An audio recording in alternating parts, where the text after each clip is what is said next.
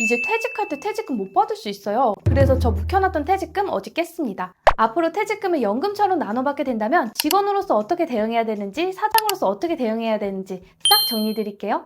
아니, 내 퇴직금을 못 받는다고? 이게 어찌된 일인지 빠르게 요약해서 알려드릴게요. 지금은 퇴직금을 일시급으로 한 번에 받는 것, 연금처럼 나눠서 쪼개 받는 것, 둘 중에 하나 선택 가능한데요. 앞으로 일시급 지급은 없어지고 퇴직연금화로 일원화된다고 합니다. 퇴직은 또 하나의 시작이죠. 누구는 퇴직금으로 창업을 하고 누구는 퇴직금으로 결혼을 하기도 합니다. 근데 그 목돈의 기회가 박탈이 되는 거죠. 그리고 이 퇴직금은 개인이 관리하는 거였죠. 전담 기관이 없었어요. 근데 퇴직연금공단을 신설한다고 합니다. 국가에서 직접 퇴직금을 관리해서 수익률을 높이겠다는 건데요. 물론 수익률 높게 나중에 우리가 연금처럼 퇴직금 받을 수 있으면 좋겠죠. 근데 제 개인적인 생각으로는 지금 내가 내고 있는 국민연금도 받을 수 있을까 의문인데 과연 퇴직연금공단은 잘할 수 있을지 걱정이고요. 그리고 지금까지의 투자 방식은 국내 비상자 주식 같은 경우에는 투자가 불가했는데 앞으로는 벤처기업까지도 투자할 수 있게 확대된다고 합니다.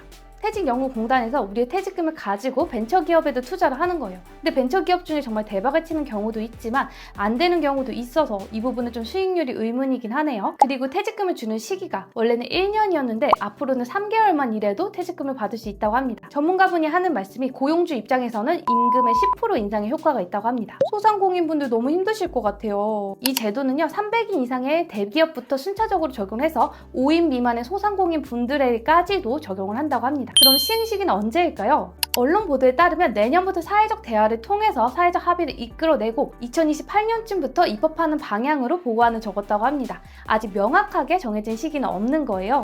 아니, 멘토리님, 지금까지 퇴직연금 의무화 얘기 들어봤는데 이거 안 좋기만 한 것 같아요. 좋은 점은 뭐가 있을까요? 궁금하실 텐데요. 좋은 점도 분명히 있습니다. 첫 번째로 임금체불 방지 효과가 있어요. 너무나도 안타깝게도 우리 회사 폐업해서 나 퇴직금 못 받았어, 이런 경우들 있잖아요. 앞으로 그런 일이 없어진다는 거예요. 왜냐면 연금화가 되면 그때부터 회사는 직원의 퇴직금을 매달 퇴직연금공단에 내야 돼요. 그러니까 사장님이 퇴직금 들고 튈 일이 없는 거죠. 그리고 두 번째 효과로 노후소득 보장이 있어요.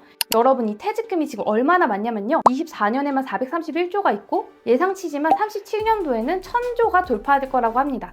국민연금이 지금 1200조 정도 하거든요. 그러니까 엄청난 금액인 거예요. 이 큰 돈을 잘 굴려서 국민들의 노후소득을 보장해준다는 겁니다. 저는 퇴직금이 IRP 계좌에 있었는데요. 수익률도 9%대로 괜찮았고 나중에 목돈이 필요할 때 꺼내 쓰려고 냅뒀었어요. 근데 갑자기 일시급 지금이 이제 안 된다고 해서 혹시나 하는 마음에 빨리 해지를 하고 이틀 뒤에 돈을 받았습니다. 물론 여러분 너무 걱정하지 마세요. 이미 받은 퇴직금까지도 일시급 지급은 막지는 않을 것 같아요. 근데 제가 해지한 이유는 올해 초에 ISA 계좌 이중과세 논란이 셌었잖아요. 아니, 절세 계좌라고 해서 돈을 넣었는데 절세가 이제 와서 안 된다고? 이게 저는 너무 충격이었기 때문에 약간 비슷한 쪽으로 흘러가려나 걱정이 돼서 일단 해지를 했습니다. 저는 그렇게 했다는 점 참고해주세요.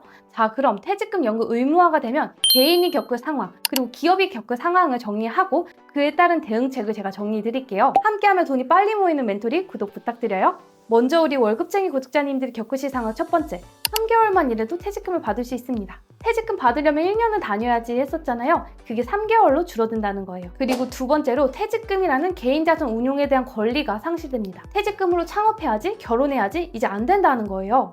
세 번째로 퇴직연금 수익률에 대한 걱정과 의문이 계속 들 걸로 예상돼요. 지금 퇴직연금 수익률이 2%대래요. 이러니 우리가 불안하죠. 자, 그럼 우리가 미리 대응 방안을 알아놔야 정책이 시행돼도 당황하지 않겠죠. 제가 정리한 대응 전략인데요. 첫 번째로, 저 퇴직금 당장 써야 되는데 묶인다고요? 대응 전략은 중도 인출 조건을 확인하고 내가 그 조건에 맞는다면 중도 인출로 돈을 뺄 수 있습니다. 그리고 일부 금액을 IRP로 이관 후 자율 운용하시면 좋아요. 먼저 제가 현 시점 기준 퇴직연금 중도 인출 가능한 사유를 정리해왔어요.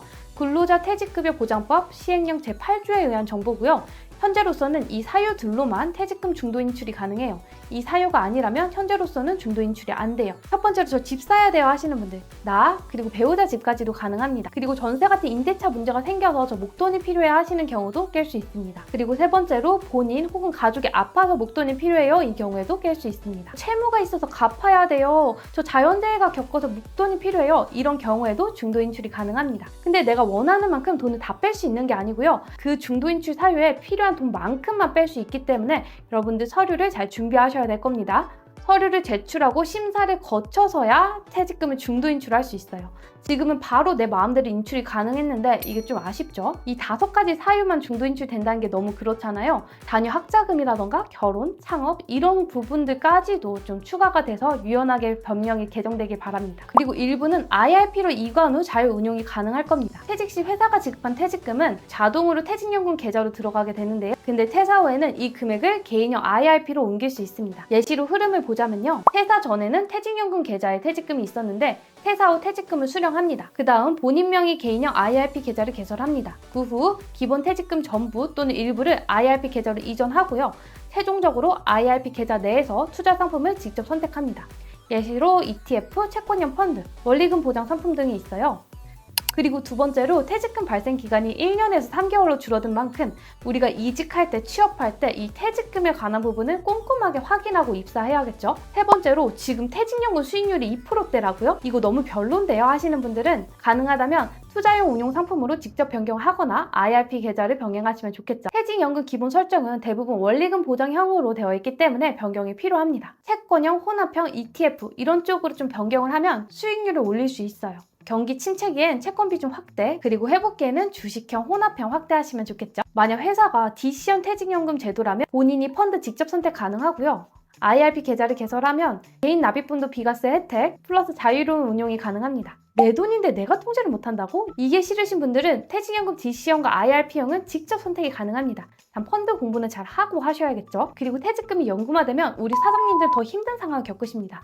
제가 대응 전략까지 야무지게 알려드릴게요. 퇴직연금 의무화가 시행되면 5인 미만 사업장까지도 이 퇴직연금 의무화가 적용됩니다. 3개월 일한 직원에게도 퇴직금을 지급해야 되고요. 전문가 피셜 임금 10% 인상 효과가 있다고 합니다. 그리고 퇴직금을 나중에 몰아서 한 번에 줄 수 있는 게 아니라 매달 내야 되기 때문에 우리 소상공인분들 부담이 정말 커질 것으로 예상되는데요. 그래서 사장님들도 대응 방안을 잘 세우셔야 되세요. 첫 번째로 직원을 고용하실 때 급여 구조를 조정해서 고용하셔야 될 것 같아요. 그냥 기본급만 협의하는 게 아니라 퇴직금까지 포함한 급여를 가지고 협의를 하셔야겠죠. 두 번째로 참 안타깝지만 정규직보다 프리랜서, 계약직을 활용하시는 게 더 부담을 더실 수 있는 방법입니다. 법 위반을 하지 않는 선에서요. 3개월 근무부터 퇴직금을 줘야 된다고 하니까 2개월 반 이렇게 계약을 해야 되는 건지 정말 안타깝습니다. 세 번째는 아마도 고용주 부담을 덜기 위해 정부 지원 정책이 분명 나올 거거든요. 그때 나오는 지원금 같은 거 잘 써먹으셔야겠죠. 그리고 거래처에도 우리 인건비 너무 올랐어요 하면서 제조 단가 등을 좀 낮추는 노력을 하시는 것도 필요하실 것 같습니다. 그리고 아마 정부 지원 외에도 소규모 사업자끼리 이렇게 연계해서 공동연금 시스템이 운용될 수도 있다라는 말이 있거든요. 그게 시행된다면 또 그것도 잘 이용하셔야겠죠. 오늘 퇴직금 연금 의무화에 대해서 얘기해봤는데요. 제가 딱 이 소식을 들었을 때 너무 불안한 거예요. 근데 제가 직원으로서의 입장, 사업자로서의 입장을 가지고 각각의 대응 전략까지도 정리하고 나니까 마음이 편해지더라고요. 그래서 우리 구독자님들도 너무 불안해하고 걱정하시지 마시고 제가 알려드린 대응 전략을 잘 알고 계시다가 나중에 이 제도가 시행되면 우리 잘 대처해봐요. 제가 마지막으로 이렇게 정리한 표를 전달 드릴게요. 특히 이 대응 전략 쪽 잘 확인해 주세요. 함께하면 돈이 빨리 모이는 멘토리 꼭 구독 부탁드릴게요. 안녕!